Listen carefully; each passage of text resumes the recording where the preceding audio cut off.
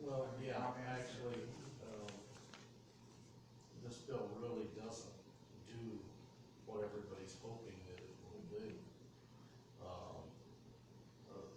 By striking out the first part, lines 5 through 7, I believe that actually takes some of the rights or some of the possibilities that a grandparent has in court. Rather than strike that, I would think that we would need to add a different line that might say that the grandparent could petition the court no matter whether it was their child or a foster child or, no matter what.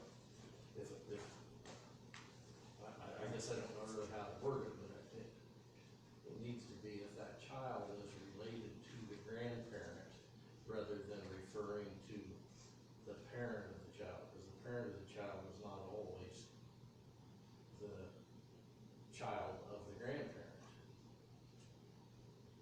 Well, I think Sometimes it's a foster parent. the reason why, Something like that.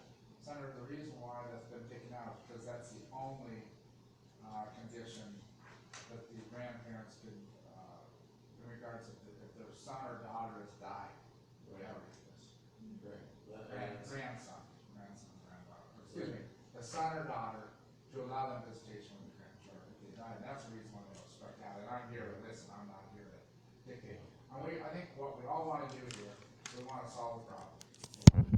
And so that's why I'm having the subcommittee, is to figure out what we can do, if it's not right. I mean, I know the bar sort of shaking, I'm always interested, if you could come up with something that, could help us language-wise, and I'll let you all talk here in just a second, so. And then also, we don't wanna pass a law that's just gonna get thrown out as unconstitutional. And I don't want to do And that. I think that's what we're gonna do here, is we're gonna build up a lot of hopes and then actually do nothing. Right. Okay, anything else, Senator Taylor? No, Mr. President. Senator Edler, you have any questions? Well, I would just throw in that I'm very aware that this is a pressing issue. The hard part is there's so many variables involved that to make one particular law to cover all those variables is almost impossible. And one of the things that I know has come up to me personally is in the event of the daughter or son of a grandparent passing away, and then a step parent taking the kids from the grandparents, and it just becomes a very complex issue when you have so many divided families. And I would ask the same question you would, that if we'd come up with a way to legally and constitutionally create a fix for this, I'm all ears. Now, anybody else would like to know, Nancy? Yeah, I have often thought that we need to look at this from the child's perspective, because you're talking about the grandparent and the parents having constitutional rights, but what about children? Don't they have a right to know their heritage? Don't they have a right to have relationships with people that they've already had relationships with? Just because their parents screwed up or died or divorced or whatever might happen, why are we punishing these children, losing contact with all of their biological relationships? And I think it's been brought out by the other folks of how important this is. Their life doesn't need to be overturned just because something happened in the parents. So I think we need to think about the constitutional rights of the children as well. Am I wrong in thinking that children have constitutional rights? Well, Shannon? I tell you what, we're Okay. not here to, I agree, we're trying to solve a problem here, that's why I did the subcommittee, is to see if there's some way we can do this. We obviously want this to be constitutional. Right. We don't want Well, word it for in the name of children then, is what I'm saying. and that's a whole nother thing that you and I were working on, and hopefully I'll get language on that this week, but, so I know you were wanting to talk this. Okay, we are the Santee versus Santee back in 2001, and we lost. because we went to court to see our granddaughter, Taylor, who was 3 years old. Our son and daughter-in-law took her away. We went to district court. We sat through district court, and the day that we went to court was Troxel versus Granville, and on the headlines, the Des Moines Register, they have that whole story. We go into court that day. We had Judge Novak, and he said, we just got hit with a newspaper headline this morning, and yeah, we knew that. And when we got done with trial, he yelled at my son and my daughter-in-law, and he said if he had his way, we would see my granddaughter. And so then we took our money, our retirement money, and then we went up to the Supreme Court. And Troxel isn't as much constitutional as people say it is. We've got eight states that have come up with a grandparent law that's going to be okay, even though Troxel's out there. I've done a lot of homework on this because I think it's not right that our grandchildren aren't getting to see us because we have a daughter-in-law that's a stink pot. That's abuse to our grandchildren, and it's abuse to us. It needs to stop. But I've got some of it here, and I've got it at home, and I can bring it in, and you guys can go through it if you want to. But other states are doing it, and Iowa can do it too. Okay. So then, I guess that's frustrating to me, because I got the language, I don't remember who gave me the language on this bill. And if there's something out there that is constitutional, I'd be interested in looking at that language, so. I don't remember, I think, anyway, I'm not here. I think But the language that I have here now, is that's what I did, is I. Well, that language is the bill, the grandparents' bill. Right, but is this the same language that was constitutional in other states? The other 8 states? Okay, No, so I here, think so. okay, go ahead, anybody else want? Well, here's what Lois has right here on other states, if you Okay. want it. Yes, I do, I can get you more. I wish I would have known this before I filed this bill. Yeah, because I didn't know it was Okay. unconstitutional. Okay. It was unconstitutional. Well, that's the whole thing, we want to pass something that's constitutional. We want to, Well, Yeah. the 14th Amendment says we have the right to familial association, so that's very clear. and Nancy, I understand that, but it was proved not constitutional here in the state of Iowa, whatever we did back then, so go ahead.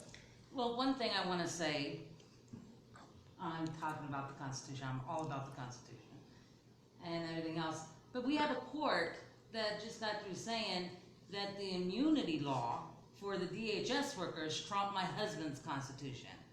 So I have a problem, if we're gonna make that a law, we need to fix the immunity law for the DHS, just saying that, not that you guys are that. And I think we've got But- two separate issues here too. Jim. Yes, I We know, have grandparents' but we do rights have, and DHS. we are living in a society this day and age that we have more grandparents that are actually raising their grandkids than people that are, cause some of the kids are just getting pregnant at young ages. A lot of them are foster kids and they're coming back into the parents and everything else.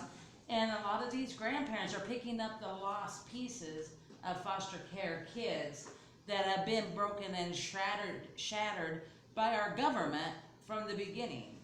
So now that these grandparents are picking up the pieces, and then eventually the parents get back in place and everything else, and then the grandkids, anyway, nevertheless, you guys get my flow of it.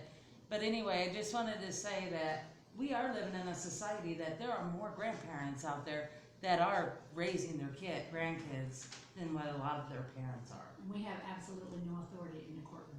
No, nothing. Okay, I'm gonna let, we've got to wrap up, because I've got a subcommittee, on the same subcommittee, different subcommittee in this room. So I'm gonna let you be the last person to speak. I'm gonna say really fast that we did raise a granddaughter. She's beautiful, she's in college, she's a good Christian. But the ones that were taken away from us, like I said, are going down a destructive path. And we try to help them, but we cannot. So why cannot there be a law like the Stanley case? We've watched them with their grandchildren. They're marvelous. That if a parent pulls them away, they have to have a good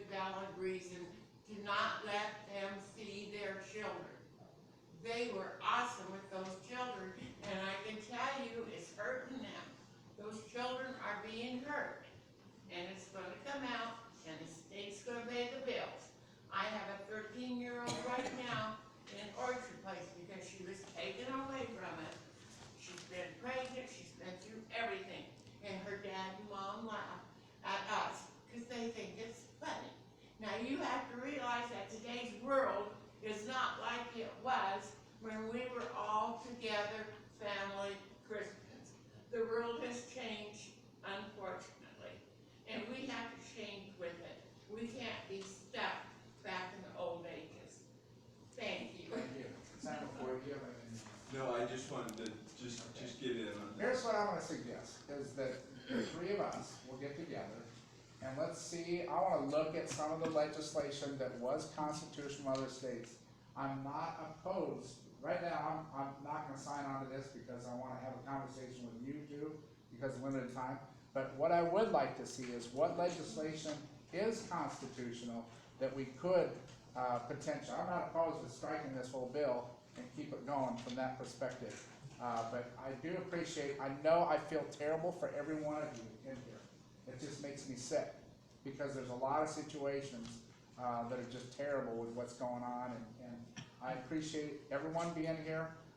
Our intention, the three of us, our intention here is to move something that'll be constitutional, that'll allow you to see your grandparents, or as your grandchildren, other than extraordinary circumstances like I mentioned before.